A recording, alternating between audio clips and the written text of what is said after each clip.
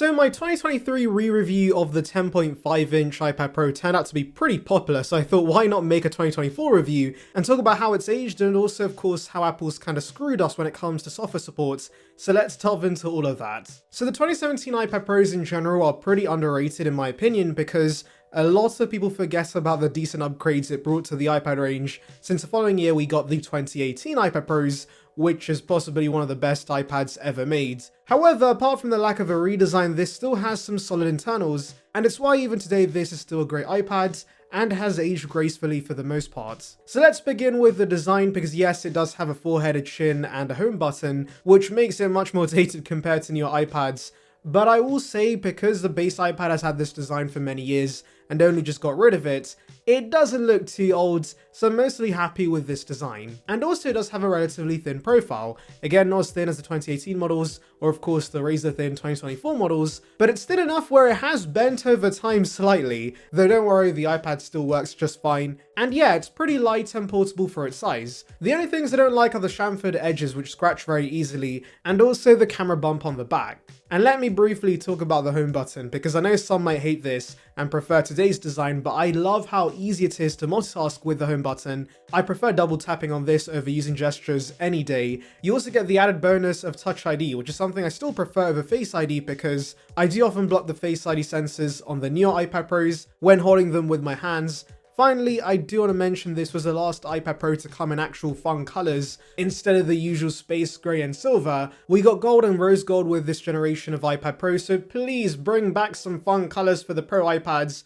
Pro models don't need to just come in boring colours because they're professional products. Now coming to the display, this is actually very similar to the iPad Pro 11-inch that was just replaced. Apart from it being slightly smaller at 10.5 inches, they both have LCD 120Hz, they're both laminated, have 600 nits of brightness and P3 supports, true tone and also an anti-reflective coating. And this by far is the biggest reason this iPad's still so great today, because most used budget iPads are the base models that are 60Hz and non-laminated, but this basically gives you the Pro experience display-wise, and it's fantastic for watching content with. And you know what kind of content you should be watching? My beautiful videos, of course, so why don't you do me a favor and click subscribe? It's free and it'll bring you the latest about Apple right to your subscription box, so please consider it. It would be appreciated.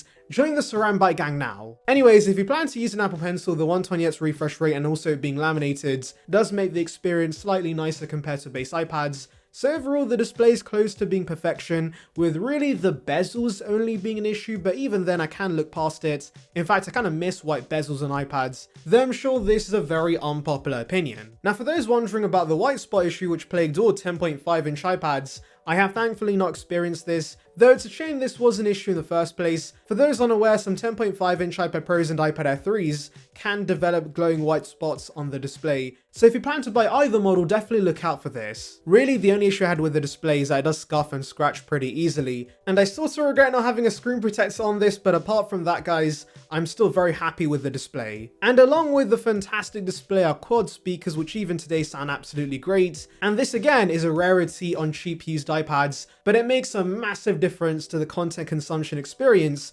especially for movies. Anyways, let's now move on to performance. Inside here is the A10X with 4 gigs of RAM, and that might sound like a really old chipset, and well it is, but because it's the X variant it does perform very similarly to the A11. And so for my usage, which is basically watching TV shows and movies on this, and browsing the web as I check up on the latest Apple news, it's still completely fine for that purpose. There are occasional stutters, but nothing major, so I'm overall very happy with the performance, especially for the age of this iPad. I will say I have noticed apps don't stay in the background as often anymore because of the older chips and also 4 gigs of RAM, but I can live with that, and to be honest, the fact I can split screen on this and also have a small pop-up playing Netflix at the same time is impressive alone for such an old iPad. For those wondering about gaming performance, I do occasionally play titles like Subway Surf and 8-Ball Pool on this with absolutely no issues. I'm definitely not pushing this by playing games like Genshin Impact, so again, for my basic needs, this iPad is solid. What's not so great anymore, however, is the endurance. Now to be fair, I have been using this iPad for nearly 7 years. I got this back at launch, and so obviously I'm not expecting the endurance to be amazing in 2024, and that's definitely the case. I'm getting 4 to 5 hours of screen on time, and that's being pretty generous. Now if you're a light user, that's actually still somewhat acceptable, and on weekdays, where I don't have as much free time, this iPad can easily get me through the day, but on weekends, when I'm mostly in bed watching movies and shows, the battery dies real quick. And annoyingly, I can't check battery health natively on the iPads. I have to use Coconut Battery to see those stats. And whilst I remember the health not being too bad when I last checked, it's bizarre this is not offered natively on the iPads. Apparently you need the power of the M4 to access that. Another not so great thing about this iPad are the accessories. So this was the last iPad Pro to support the first gen pencil, and I actually gave mine to my brother because I was rarely using it nowadays. But for its time, it was a pretty good stylus and the actual writing experience was solid. However, what was horrible was the charging method for this because of course, now we have a magnetic charging strip for the second gen pencil and Pencil Pro, but this had to be plugged into the ports, which looks absolutely stupid. This does have a smart connector for a smart keyboard Apple used to sell, but please do not go buy this on eBay because this is by far one of the worst accessories Apple's ever made, with the keys basically having no travel, and the actual iPad isn't even fully protected by the keyboards. If you want to use a keyboard for this iPad, go for a third-party option like the one Logitech sells. Now coming to the cameras, this actually had flagship cameras for its time. On the back is the same main sensor from the iPhone 7, the newest iPhone at the time of release. And so it doesn't take horrible shots, but honestly I would still only use iPad cameras for scanning documents. You do also get flash here, which is a rarity on iPads. Only the iPad Pro and weirdly the Mini have this. The front-facing camera is 7 megapixels and it's not too shabby as well, though as someone who has access to newer iPads, I definitely do miss center stage. When I'm trying to do Zoom calls on this, it's annoying trying to prop this up, and of course that's no longer an issue with newer iPads. Also, if you want to record videos on this with the rear camera, it does produce acceptable 4K footage, and the mics aren't too bad for calls, and here's a sample for you guys.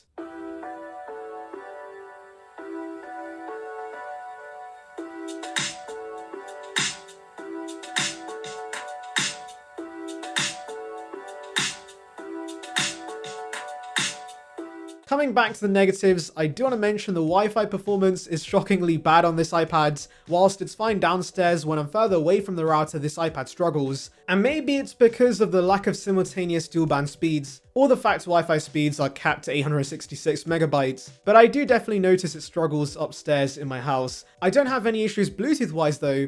AirPods connect reliably with absolutely no issues. And finally, this was the last iPad Pro to feature the Lightning ports, but as I've said many times in previous videos, I'm actually completely fine with the Lightning port since I only use it for charging, and so for that purpose, it is solid. However, I will mention this is the only iOS product to get a Lightning port with USB 3.0 speeds, and so transferring footage on this is actually slightly faster than even the iPhone 15. Now for those wondering if I recommend this iPad today, well that's where we have to address software support for this iPad because Apple has officially discontinued support for this, meaning iOS 18 is not coming to the iPad Pro 10.5 inch. Now, to be fair, it's not the saddest news in the world because iPadOS 18's flagship feature is a new calculator app, wow. But I am actually a little pissed off they've killed support because they still support the iPad 7. That is an iPad with a basic A10 and 3 gigs of RAM. And yes, there is a chance iPadOS 18 could run horribly on that base iPad, but it's still a little scummy that Apple's supporting that, but they're killing off an iPad that was more expensive at launch and had better specs. It does low-key feel like planned obsolescence, I can't lie, and this is the main reason why I would push many towards the iPad 9, which can be found for slightly more. However, as I said earlier, whilst the iPad 9 has a much newer chipset and center stage, you also get worse display and speakers, so if you really only care about having a 120Hz panel and quad speakers, and you're not too fussed about the lack of updates, I could see why one buys this even today. Apps should still work just fine on it with iPadOS 17, and there will be security updates for a while anyways, and so whilst I can't wholeheartedly recommend this to everyone, if you find a good deal under $150/pounds, this might be worth getting over a similarly priced base iPads, purely for the better speakers and display. I certainly can use this with little to no issues, and if you're really not fussed about the lack of updates in the future, I'm sure many of you guys would be happy with this for your iPad needs, especially at this kind of price. Anyways, let me know your thoughts in the comments, make sure to like and subscribe for more content like this, and thank you for watching.